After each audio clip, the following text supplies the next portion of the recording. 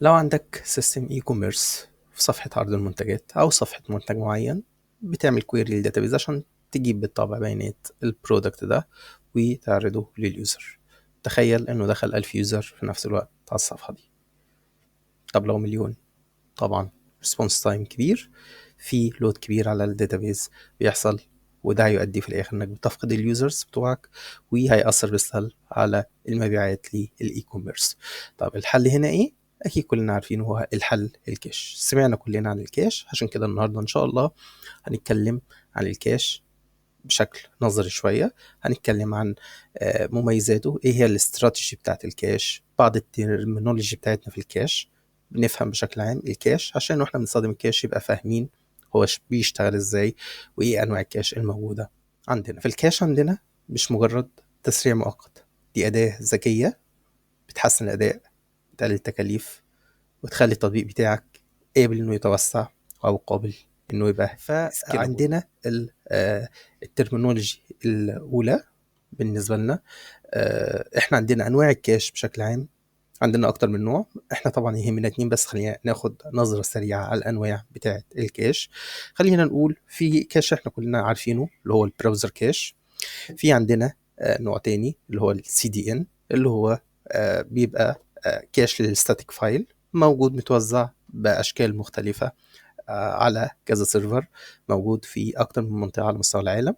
وبناء عليه أنت لما تيجي تخش وتطلب الستاتيك فايل ده، بيبتدي في حاجة زي لود بالانسر بيحولك لأقرب سيرفر ليك عشان الريسبونس تايم يبقى سريع، والبراوزر بتاعك يحمل الستاتيك فايل ده بشكل سريع.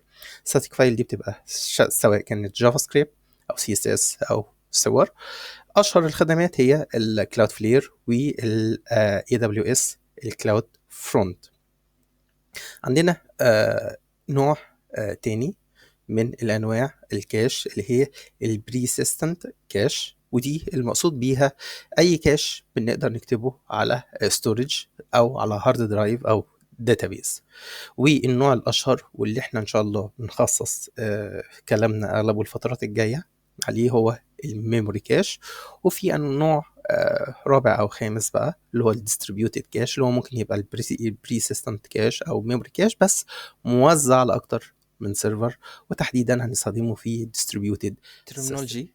اللي معانا حاليا هو الستيل داتا والانفاليديشن او انفاليديت الداتا. الستيل داتا دي معناها انه داتا موجودة عندنا في الكاش وهي قديمة او غير محدثة، او في فرق ما بين الداتا اللي موجودة في الكاش حاليا مع الداتا الموجودة في الداتا ستور او الداتا بيس بتاعتنا. الانفاليديشن او الانفاليديت داتا هي العملية اللي بتخلي بنحدث الداتا بتاعتنا في الكاش عشان ما تبقاش الستيل داتا. معنى صح انه الانفاليديشن هو عكس الستيل داتا. عندنا الترمينولوجي الثالث والرابع اللي هو الكاش هيت والكاش مس. المقصود بالكاش هيت، انت السوفت وير بتاعك لما يروح للكاش ويطلب ايتم معين، يطلع الايتم ده معمول له كاش بالفعل، ففي الحاله دي العمليه بتبقى اسمها الكاش هيت.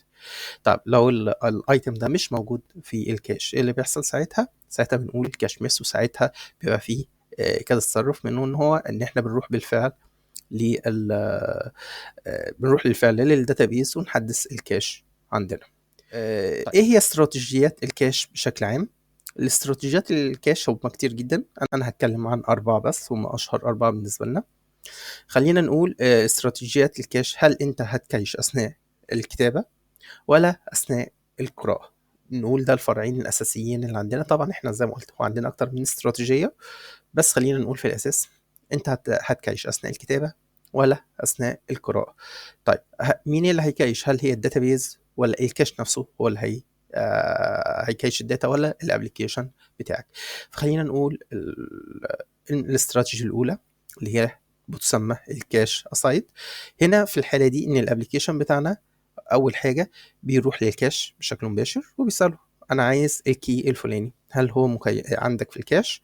فالكاش لو هو موجود هيرجع له الداتا. طب لو مش موجود، الابلكيشن بتاعنا هيروح للداتابيز بيقول انا عايز الداتا من الكويري الفلاني، ولما ترجع الداتا الابلكيشن او السوفت وير بتاعي هيروح يحفظ الداتا دي في الكاش عشان لما يحتاجها في المستقبل يلاقيها موجوده في الكاش. ده الاستراتيجيه الاولى. الاستراتيجية التانية اللي هي الريد ثرو. ريد ثرو عبارة عن ايه؟ الابلكيشن بتاعي هيروح للكاش ويقول له انا عايز الايتم الفلاني. طب الايتم الفلاني ده مش موجود في الكاش، ساعتها الكاش هو اللي يروح، مش الابلكيشن او السوفت وير بتاعي، هو اللي هيروح للداتابيز، هيجيب منه الكويري بتاعي او هيجيب الداتا اللي انا بستعلم عنها، اوكي، وهيحفظها عنده، وبعد كده هيرد على الابلكيشن بتاعي. خلينا نقول الكاش اسايد هو اغلبنا بنتعامل بيه واغلبنا نعرفه. الريد ثرو هو مش كل الانواع بتسبورت فكره الريد ثرو، لان هو الكاش بيبقى مسؤول عن الكوميونيكيشن ما بين السوفت وير والداتا ستور في اغلب الحالات. الحاله الثالثه او الاستراتيجي الثالثه اللي هي الرايت ثرو، اللي هو فكره كلها على بعضها ان انا كسوفت وير هخش هبتدي اكتب، مش بكتب في الداتابيز بشكل مباشر، لا انا بروح اكتب الاول في الكاش، وفي نفس الوقت بشكل متزامن، اوكي، بيكتب على طول في الداتا ستور بتاعتي او الداتابيز. فمين اللي بيكتب؟ الكاش مش السوفت وير.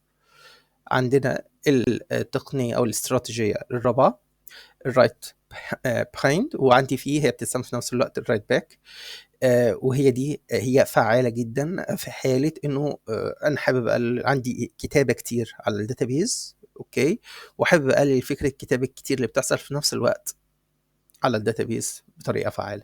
فاللي بيحصل عندي سوفت وير هيجي يكتب الفكرة كلها، الكاش مش هيروح في نفس الوقت، يعني مش في شكل متزامن فعليا هيكتب في الداتابيز، لا هو بيجمع مجموعة الطلبات وبعد كده بيبتدي يكتب واحدة بواحدة في الداتابيز، او بعد وقت معين بيكتبها في الداتابيز.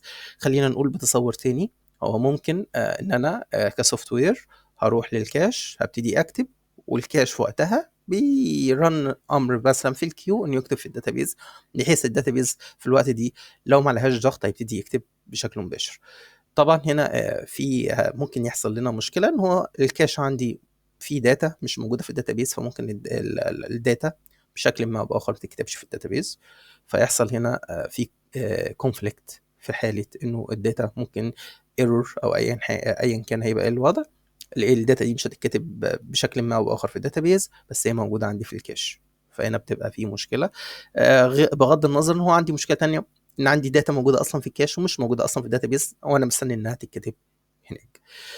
دي اربع الاستراتيجيات الاساسيه. في عندنا استراتيجيات كتيره زي البري فيتش، في اكتر من استراتيجيه موجوده للكاش بشكل عام، بس خلينا نقول هم دولت الاشهر اربعه، وزي ما قلت احنا اغلبنا بنتعامل بالكاش. الكاش زي اي حاجه في السوفت وير عشان نستخدمه ليه بعض التريد اوفس. على سبيل المثال، هل هنختار السرعة على حساب دقة البيانات؟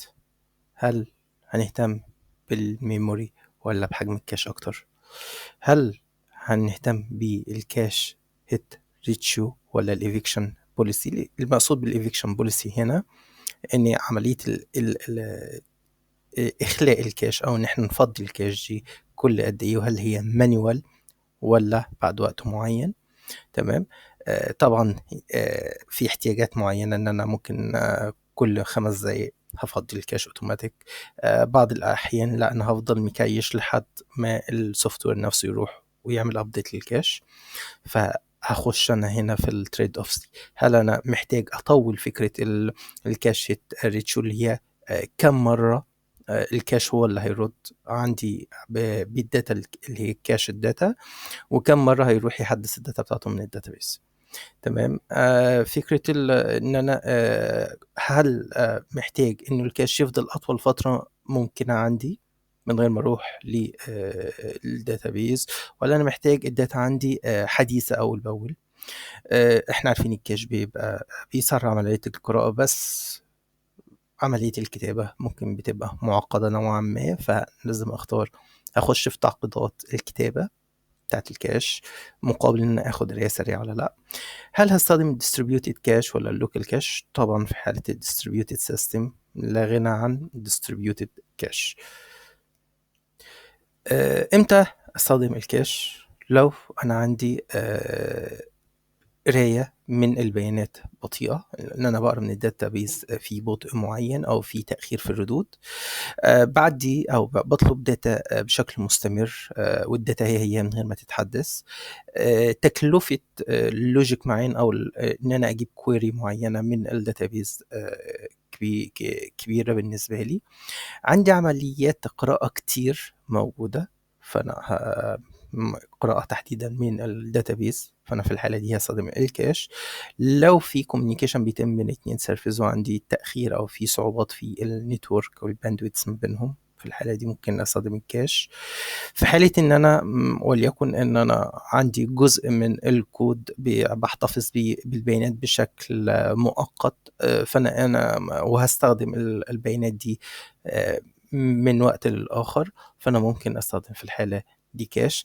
في آخر حاجة خالص إنه الكاش أحيانًا بينفعنا في حالة إنه الback end مثلًا حصل فيه مشكلة، وفي errors أو في مشاكل معيّنة، ساعتها الكاش ممكن ينفعنا في الحالة دي إنه يرُد الdata الcached عنده لحد ما نقدر الservers أو الservice بتاعتي ترجع up.